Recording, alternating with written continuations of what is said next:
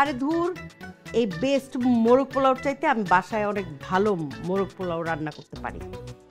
আমারটা খেলে 7 দিন শুধু হাতই চাটতে থাকবি।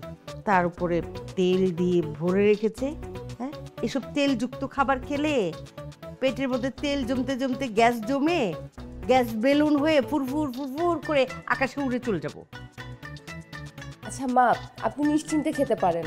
আর ওরা যে তেলটা ব্যবহার করে আমার কাছে মনে হয় ভালো তেলই ব্যবহার করে।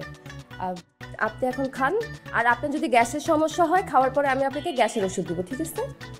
বাহ, কি সুন্দর কথা বললে বৌমা। হ্যাঁ, মানে বিষ খেয়ে গলায় আঙ্গুল দিয়ে বমি করতে বলছো না?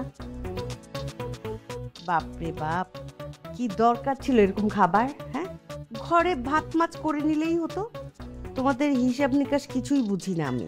মা, অনেকদিন ধরে তো আমরা একসাথে বাইরে খেতে যাই না, তাই আজকে ভাবলাম। বাইরের খাবার বাইরে বসে খাবে, বাইরের খাবার ঘরে আনবে না। আমি ঘরে খুব ভালো রান্না করতে পারি। তোর বোর তো অবশ্য চাকরি বাকরি করে, অফিসেই থাকে।